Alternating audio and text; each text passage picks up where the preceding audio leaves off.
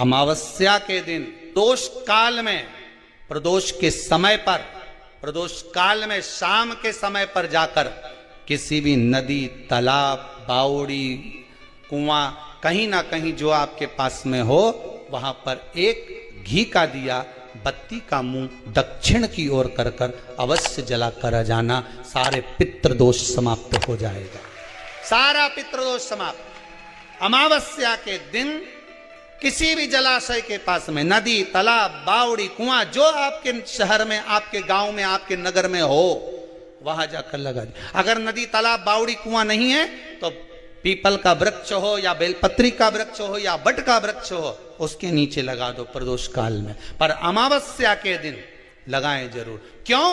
क्योंकि अमावस्या के दिन पितृ शाम के समय प्रदोष काल में शंकर भगवान का नाम जाप कर कर नदी, तालाब, बावड़ी पर पानी पीने जाते हैं।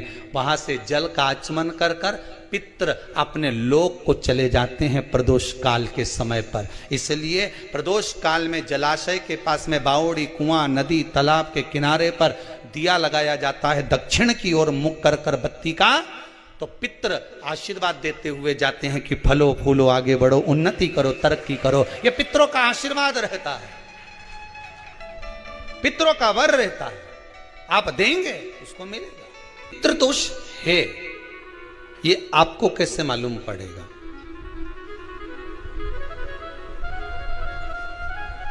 पितृ भूखे हैं, इसका तो वर्णन हमने पहले कर दिया कि रात्रि को जब आप सोने के बाद में 1-1.5 घंटे बाद अगर आपकी नींद खुल जाए, 1 घंटा 1.5 घंटा आप सो लिए, उसके बाद जो नींद खुली तो 1-1.5 घंटे तक अगर आपको नींद नहीं आ रही है, रात्रि को सोने के बाद में 1 घंटे बाद जब उठे तो आपको प्यास लग गई, भूख लगने लगी, प्यास लगने लगी कि मेरे को पानी पीना पड़ेगा, घबराहट हो रही, पानी पीना पड़ेगा। 1-1.5 घंटे सोने के बाद अचानक नींद खुले और आपको प्यास लगे, समझ लेना आपके पितृ भूखे हैं और प्यासे हैं, भूखे और प्यासे हैं, उनको जल की जरूरत है। किसी भी नदी में, सरोवर में, कुंड में, बावड़ी में, तालाब में, आप तीर्थ में जाकर जब स्नान करते हैं तो स्नान करने के बाद एक काम का नियम बना लो कि अपने हाथ की अंजलि में जल लेकर अपने पूर्वजों को देना है। प्यासे रहते हैं, भाग मांगते हैं, प्राप्त करना। 3 वृक्ष पितरों के तुल्य हैं। पहला पीपल, दूसरा बट वृक्ष, तीसरा बेलपत्र का वृक्ष। ये पितरों के तुल्य हैं। अगर आपको रात्रि में नींद नहीं आ रही है, ऐसा लगता है कि रात्रि को 1 घंटा 1.5 घंटा सोने के बाद कुछ गलत गलत विचार आने लगते हैं, नींद सुबह 3 बजे तक, 4 बजे तक नहीं आती, 4 बजे के बाद फिर नींद आती है, तो एक प्रैक्टिकल जरूर कर कर देखना। एक प्रैक्टिकल करने में क्या जाता है, प्रयास करने में क्या कुछ जाता है क्या? प्रैक्टिकल कर कर देखना कि कहीं सियोर वाला महाराज झूठ तो नहीं बोल रहा, तो प्रैक्टिकल करने में कुछ नहीं जाए। 1 लोटा पानी लो, उसमें थोड़ा सा कच्चा दूध डाल लीजिए। पत्री का पेड़ या पीपल का पेड़ या बट का पेड़, इन पेड़ के नीचे ले जाकर उस दूध को दोपहर में सुबह 10 बजे से लेकर 12 बजे के बीच में ले जाकर चढ़ा दीजिए। रात्रि को फिर ना आपको प्यास लगेगी, ना भूख लगेगी, नींद एक बार लगी तो सुबह ही खुलेगी। प्रैक्टिकल करने में क्या जाता है? पानी डालने में तुम्हारा कुछ जाएगा? अरे बोलो तो सरी, प्रैक्टिकल करने में क्या जाता है? कुछ भी नहीं बिगड़ेगा। ये तो बस जल डालोगे तुम्हारा ही कुछ अच्छा हो सकता है, बाबा की कृपा। 3 वृक्ष पितरों के तुल्य हैं। पहला जम के बोलिए पीपल, दूसरा बट वृक्ष, तीसरा बेलपत्री का वृक्ष। 3 पीपल के वृक्ष में 52,000 ब्राह्मण एक साथ निवास करते हैं, इसलिए पितृतुल्य है। बट वृक्ष ब्रह्मा जी के मस्तक से बना, इसलिए पितृतुल्य है। और बेलपत्री का वृक्ष माता पार्वती जी के अश्रु से बना। जब आंसू गिरे थे माता जगत जननी जगदम्बा पार्वती के, उस समय पर पितृलोक में हलचल उत्पन्न हो गई थी। हमारी नातिन की आंख में आंसू कैसे आ गए? मैनावती की पुत्री है,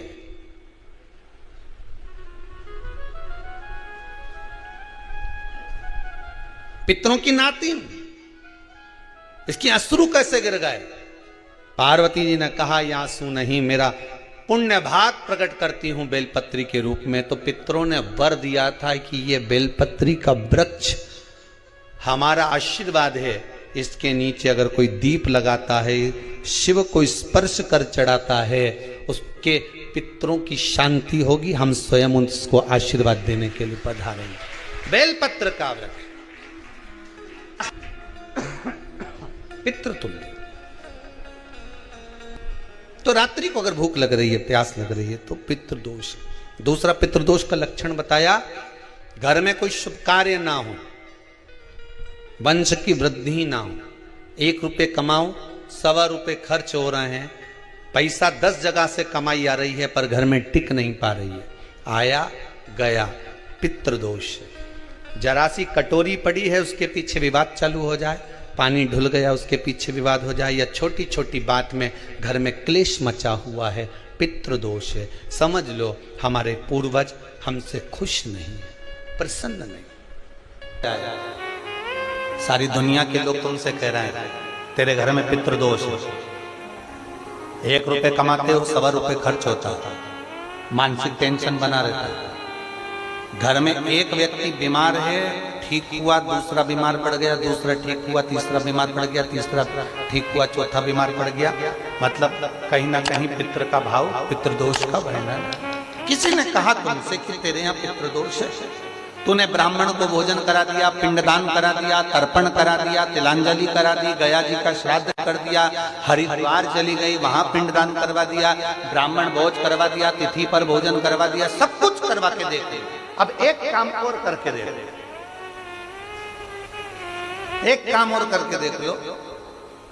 जब तुम घर में भगवान शंकर की आरती, तुम्हारे घर में शंकर जी का शिवलिंग है, भले काय का भी हो, छोटा सा, भले सियोर का कंकर शंकर हो, नर्मदा का कंकर हो, चाहे शंकर पारद के हो, पीतल के हो, स्टील के हो, लकड़ी के हो, जिसके भी हो, लोहे के हो, पाषाण के हो, जिसके भी हो, शंकर का शिवलिंग अगर हमारे घर में है और आप रोज प्रतिदिन भगवान की आरती करते हो, प्रतिदिन, और आपको लग रहा है कि मेरे यहाँ तकलीफ चल रही है, ये ठीक ही नहीं हो रही, लगभग 1.5 महीना आप कम से कम 45 दिन, 1.5 महीने के करीब में ऐसा प्रयास करना कि भगवान की आरती, शंकर भगवान के शिवलिंग की आरती करने के बाद उस दिए को भगवान के सामने मत रखो, उस दिए को उठाकर जहां तुम पानी का मटका रखते हो, हंडा रखते हो, जिससे तुम पानी पीते हो, तुम्हारे रसोई घर में जो पानी का मटका, हंडा, बाल्टी, आरओ का पानी जिस मटके में गिरता है, हंडे में गिरता है, जिसको हमारे पितरों का स्थान कहते हैं,